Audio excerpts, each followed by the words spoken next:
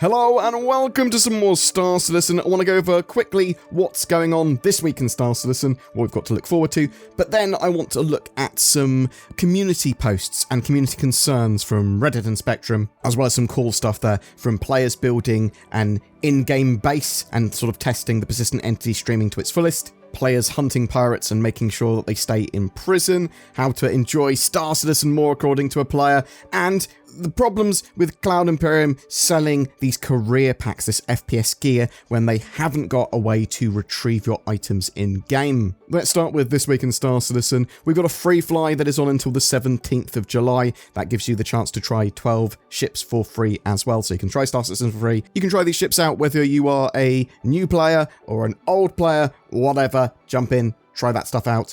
The Foundation Festival then continues until the end of the month. I've got some videos on that if you are interested in the Foundation Festival and getting involved with helping teach other players how to play the game or getting some stuff taught to you yourself, and lots of little gifts that are involved during the Foundation Festival as well that you can earn in-game.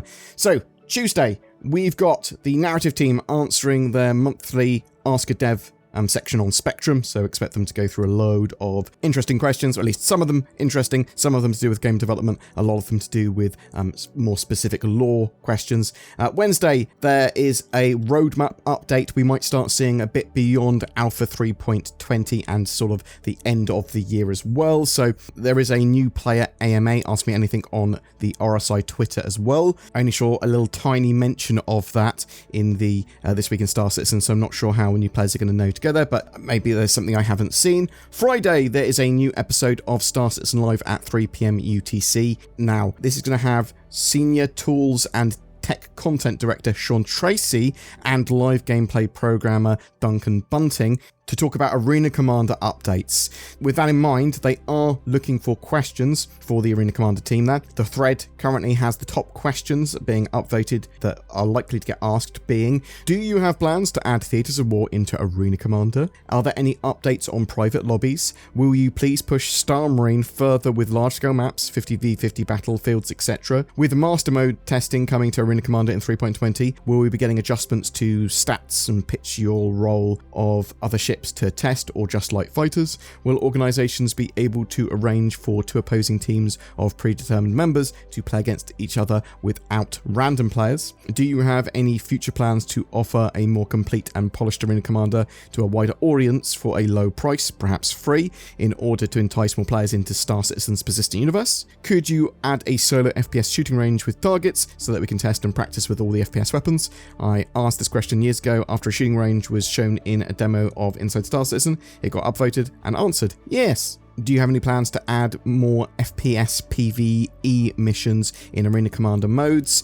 With how much the Arena Commander team has learned from the past decade or so with Arena Commander, Star Marine and Theatres of War in development, in hindsight, where do you think CIG went wrong with their hubris regarding Theatres of War's development status as presented during CitizenCon 2019? And what have CIG learned and improved from that for future Arena Commander development? How long do you plan to have Master Modes in Arena Commander testing and feedback for? With all of the new modes, will there be any excellent unlockables in Vandal and Pirate Swarm? So a lot of cool questions there. I'll link the thread below so you can ask or upvote questions that you want to be answered in that Star Citizen Live on Friday. On Saturday, there are a couple of community events that are going on. Streamers Smashly, Blasphemous, and Authentic Young will battle out in a 30v30v30 tank battle. You will also have a chance to win an overtank if you watch them. They're giving away them on their channels individually. There's also an international community-organised virtual Bar Citizen event that kicks off at 4 PM on Saturday as well. I'll link all that sort of jazz down below so you can get involved if you are interested. Moving on to some more community-based concerns and interesting things that I saw on Reddit. The first one I saw: do the devs actually hate this game? I've been guiding the last couple of days, and I've noticed a large amount of new players buying gear kits like the Ready for Anything kit, and nothing is going to make a new player quit faster than spending real money to lose it then within 10 minutes of the game. I love this game, but encouraging gear buying to people who don't understand how the game works is just not a good idea. So, this is talking about Cloud Imperium selling the career packs of FPS items and gear for $10. You can get these free with some ships, like you can get the medical one if you buy Cutlass Red at the moment, but it's in the store as part of the Foundation Festival to also purchase them separately. Now, they have sold FPS gear before. That's just something that they sell. You see it with like when they run Siege of Orison or Jumptown, things like that. So bear that in mind. But when it is encouraged to new players on a sort of new player screen of purchase your first ship, discount starter, and there's this ready for anything pack for $10 that will make you a lot better at the game, or be ready for anything, as the tagline says, then it's just sort of a bit tone deaf from Cloud Imperium, because you can lose these items, at least temporarily, and you can use that to just like a bug real quick, or you could just pick them up in your hand and then drop them out of your hand and not realize that you can't get that back. I just think that you need to be able to retrieve these items in game, or they need to be insured in some way. That would go down a treat right now. That's sort of a very basic retrieval mechanics of some description. As a player noted on Reddit, there are literally areas for lost and found items as well, which they could use to go, bam, you just go here and you can get these items back, or you can pay to have them back in the same way that you get your ships back. Another thread I saw, which I thought was pretty cool, was first player base persistence testing. So Slipstream SAR built a base in Star Citizen out of cargo boxes. It's quite a big base out of cargo boxes, admittedly. And then they brought vending machines and usable chairs and stuff. They had to scrap their first attempt that they were doing this because they weren't able to get back on the same server. But their second attempt, they made a base and it was sort of functional, as it were, for 3 days.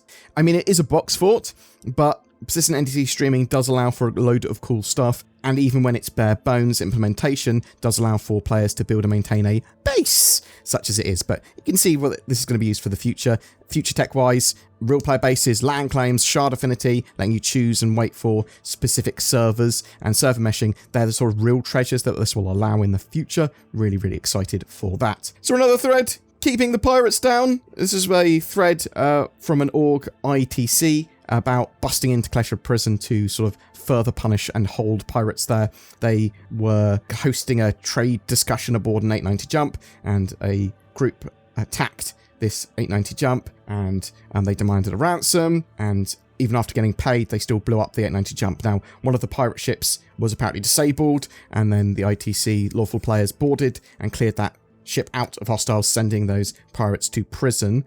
They then turned up at Kleshard to guard the escape route, to sort of prevent their mates helping them out, and prevent those prisoners leaving the prison, sort of guarding the escape route and then just sort of messing around. They were also guarding in security post Korea as well, to prevent people hacking down their criminal rating. I'm really interested to know what people think of that sort of gameplay. Do they go, well, actually you shouldn't be preventing players from playing the game by trying to escape? Or you're like, well, no, actually, well, they're playing the game by trying to prevent them from escaping and they're not doing anything wrong. Should there be stronger punishments for pirates? Or do you think, well, there's already punishments for them for having to go to prison, and yes, they can escape, but then things like this can happen and players can go, no, you're not allowed to escape. I'll give you one last thread that I saw, how to enjoy Star Citizen, where the original poster says, don't spend money on ships or gear, spend money on your PC. So real money, just get a starter pack is what he's saying, and then buy 32 gigs of RAM, put the game on an SSD,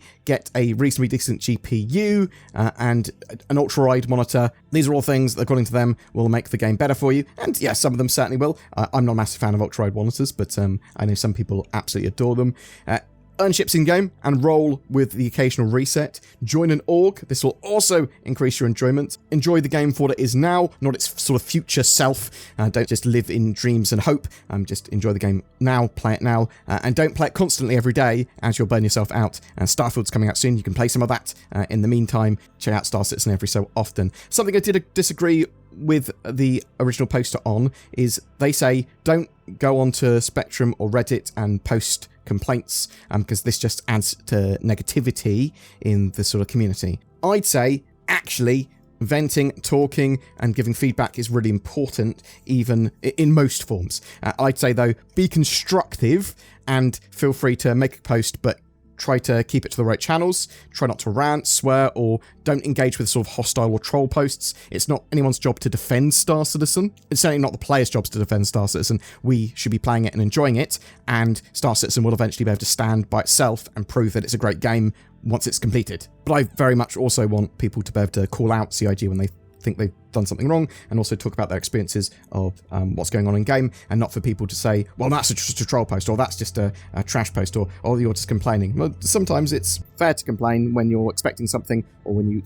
wanted to see a different sort of mechanic or whatever. Give your feedback. That's useful as long as you're giving it in the right way. Boom! That's it for your Star Citizen update and news, and this week in Star Citizen, and what I saw a Reddit post today. I'm really interested to know your thoughts on this, though.